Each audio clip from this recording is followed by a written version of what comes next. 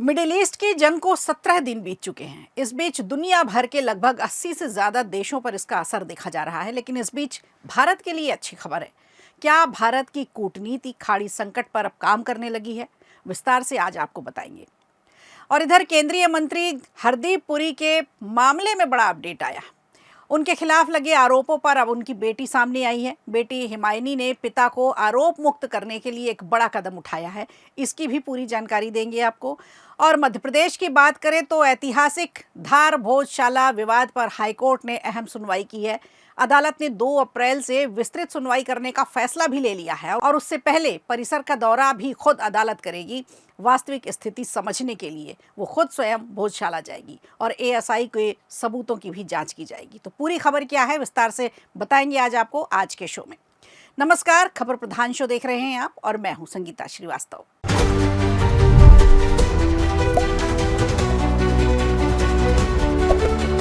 इधर middle east की जंग की चर्चा इस समय दुनिया भर में की जा रही है। भारत भी इससे अछूता नहीं है। भारत को पहले अमेरिका ने रूस से कच्चा तेल खरीदने की छूट दे दी, फिर ईरान ने होर्मुज स्ट्रेट से एक एक करके इसके जहाज निकलने दिए, जिसे लेकर अब दुनिया भर में इस बात की चर्चा हो रही है, भारत की कूटनीति की चर्चा हो रही है। पश्चिम एशिया के युद्धग्रस्त होर्मुज स्ट्रेट से बीते 3 दिन में ईरान ने जिस तरह से भारतीय झंडे वाले 3 जहाज़ों को गुजरने दिया है, उससे साफ है कि भारत की कूटनीति अब रंग लाने लगी है।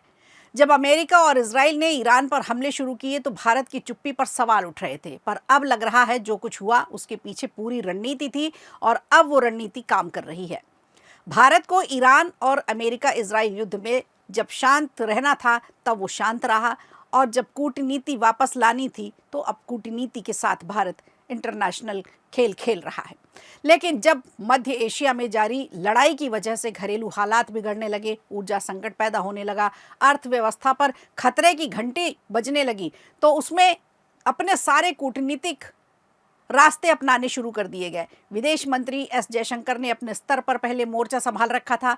बाद में प्रधानमंत्री नरेंद्र मोदी खुद आगे आए और आगे बढ़कर देश के सामने पैदा हुई तमाम चुनौतियों से निपटने के लिए उन्होंने कमान संभाल ली। जंग की वजह से देश में गैस की भारी किल्लत समझ में आई और उन्होंने ईरानी राष्ट्रपति मसूद पेजेश्कियान से बातचीत भी की। गुरुवार को पीएम मोदी की बातचीत हुई और उसके अगले ही दिन शुक्रवार को यानी 13 मार्च को ईरान ने होर्मुज स्ट्रेट होकर भारत के पहले एलपीजी टैंकर शिवालिक से गुजरने की अनुमति दे दी। शिवालिक के पीछे पीछे एक और भारतीय एलपीजी टैंकर नंदा देवी भी होर्मुज स्ट्रेट से तिरंगा लहराता हुआ शान से निकल आया। मोदी सरकार ने शुक्रवार को जानकारी दी कि 2 एलपीजी टैंकर होर्मुज स्ट्रेट से गुजर चुके हैं। अब सोमवार को सुबह होते होते तक तीसरे भारतीय जहाज के होर्मुज स्ट्रेट से सुरक्षित निकलने की जानकारी भी आ गई। दरअसल भारत, अमेरिका और ईरान दोनों ही के साथ संबंधों में तालमेल बैठाने की कोशिश कर रहा है, बैलेंस बैठाने की कोशिश कर रहा है। होर्मुज से जहाज़ों के निकलने का संकेत यही है कि कूटनीति अब काम कर रही है।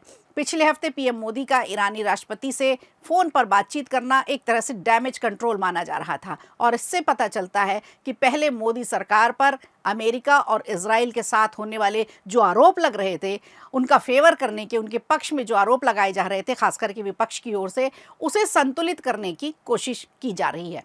तो चीन और रूस के जहाज़ों के अलावा भारत उन चुनिंदा देशों में शामिल है जिसके जहाज़ होर्मुज स्ट्रेट से सुरक्षित सेफ निकाले जा रहे हैं। भारत करीब 90% कच्चे तेल का आयात करता है, जो कि 100 बैरल से भी ज़्यादा अब महंगा हो चुका है। इससे महंगाई बढ़ने का तो डर है ही, भारतीय रुपए पे दबाव भी बढ़ेगा और ट्रेडिंग रिकॉर्ड भी खराब होगा। ईरान से पहले भारत अमेरिका के साथ अपने संबंधों को भी पटरी पर बनाए रखने में पूरी तरह से सफल रहा है और इसी का नतीजा है कि हमारे 3 जहाज़ तिरंगा लहराते हुए वापस आए। इसी वजह से इस महीने अमेरिका ने रूस से कच्चे तेल खरीदने के लिए 30 दिनों की छूट भी दी है। अमेरिका भारत का सबसे बड़ा निर्यात बाजार है और दोनों देशों में ट्रेड डील इस बात की को साबित भी करती है। तो अब भारत के लिए साफ संकेत है कि अंत भला सो सब भला, यानी कूटनीति हमारी सफल रही।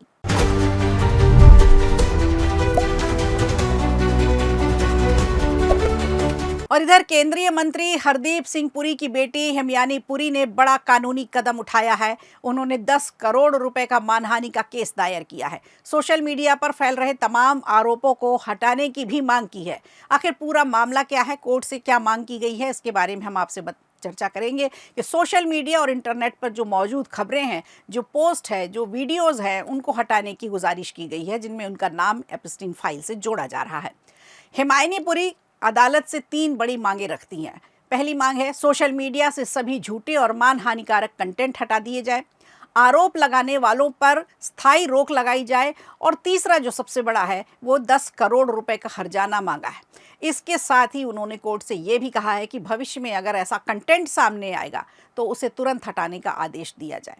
हिमायनी पुरी ने कई बड़ी टेक कंपनियों को भी नोटिस भेजा है, जैसे गूगल, मेटा प्लेटफॉर्म और लिंक्डइन। उन्होंने इन प्लेटफॉर्म से भी मांग की है कि उनके खिलाफ यानी उनके पिता के खिलाफ चल रहे फर्जी आरोपों वाले कंटेंट को हटाया जाए। हिमायनी के मुताबिक 22 फरवरी 2026 से सोशल मीडिया पर उनके पिता के खिलाफ कई तरह के आरोप लगाए जा रहे हैं। इन आरोपों पर प्रतिक्रिया देते हुए हिमायनी पुरी ने कहा है कि ये सभी आरोप पूरी तरह से झूठे हैं, दुर्भावनापूर्ण हैं, इनके समर्थन में कोई भी सबूत नहीं है। उन्होंने ये भी कहा कि कुछ लोग एडिटेड वीडियो, फर्जी थंबनेल के साथ भ्रामक कैप्शन का इस्तेमाल करके सोशल मीडिया पर गलत जानकारी फैला रहे हैं। हिमायनी पुरी का कहना है कि उन्हें एक सोची समझी साजिश के तहत निशाना बनाया जा रहा है। उनके मुताबिक ऐसा इसलिए किया जा रहा है क्योंकि वो केंद्रीय मंत्री हरदीप सिंह पुरी की बेटी हैं। ये केस वरिष्ठ वकील महेश जेठमलानी ने तैयार किया है। इसे लेक्स्टर लॉ LLP के वकीलों की टीम ने दिल्ली हाई कोर्ट में दायर किया है। अब ये मामला दिल्ली हाई कोर्ट से सुनवाई के लिए सूचीबद्ध हो सकता है और कोर्ट का फैसला इस पूरे विवाद में अहम भी साबित होने वाला है। तो आपको क्या लगता है, क्या सोशल मीडिया पर फैलने वाली ऐसी खबरों के खिलाफ सख्त कानून होना चाहिए?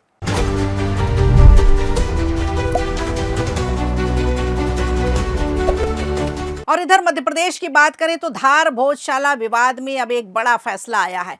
हाईकोर्ट अब खुद करेगा विवादित स्थल का दौरा। इंदौर हाईकोर्ट ने फैसला किया है कि अदालत खुद इस विवादित स्थल का दौरा करेगी और वहां की वास्तविक स्थिति को समझकर ही अब फैसला देगी। आने वाली 2 अप्रैल से इस मामले में लगातार सुनवाई होगी। दरअसल मध्य प्रदेश हाईकोर्ट की इंदौर बेंच में सोमवार को भोजशाला विवाद से जुड़ी याचिकाओं पर करीब 1.5 घंटे तक सुनवाई चली।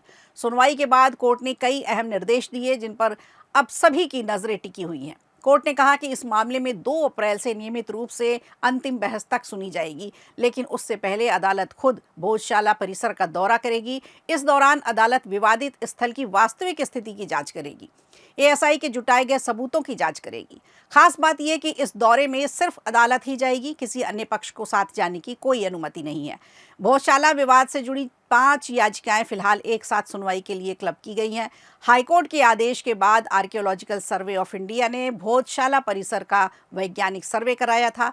98 दिनों तक ये सर्वे चलता रहा। इस दौरान कई आधुनिक तकनीकों का भी इस्तेमाल किया गया, जैसे ग्राउंड पेनेट्रिंग रडार, फोटोग्राफी, पुरातात्विक अध्ययन। ये सारी चीज़ें इस सर्वे की पूरी रिपोर्ट कोर्ट में जमा कर दी गई है और सभी पक्षों को उसकी प्रतियां भी दे दी गई। तो सुनवाई से पहले मुस्लिम पक्ष ने भी अपनी मांग रखी है, ये कहकर कि ASI सर्वे से जुड़ी वीडियोग्राफी के साक्ष्य भी कोर्ट में पेश किए जाएं। उनका कहना है कि रिपोर्ट के साथ दृश्य प्रमाण भी ज़रूरी है ताकि तथ्यों की जांच पूरी तरह से हो सके। वहीं हिंदू पक्ष का कहना है कि ASI की सर्वे की रिपोर्ट में ऐसे कई पुरातात्विक प्रमाण मिले हैं जो प्राचीन मंदिर संरचना की ओर संकेत करते हैं। यानी अब इस रिपोर्ट और कोर्ट की साइट विजिट काफ़ी अहम साबित होने वाली है। अब सबकी नज़र 2 अप्रैल से शुरू होने वाली सुनवाई पर है, क्योंकि ये फैसला धार की ऐतिहासिक भोजशाला विवाद में आगे की दशा और दिशा तय करेगा। तो आपको क्या लगता है, क्या कोर्ट की साइट विजिट से इस विवाद का समाधान निकल पाएगा? कमेंट करके आप हमें ज़रूर बताइएगा। खबर प्रधान शो में आज के लिए इतना ही। दीजिए इजाज़त, नमस्कार। वीडियो अच्छा लगा हो तो लाइक कीजिए, शेयर कीजिए और कमेंट बॉक्स में हमें ज़रूर बताइए।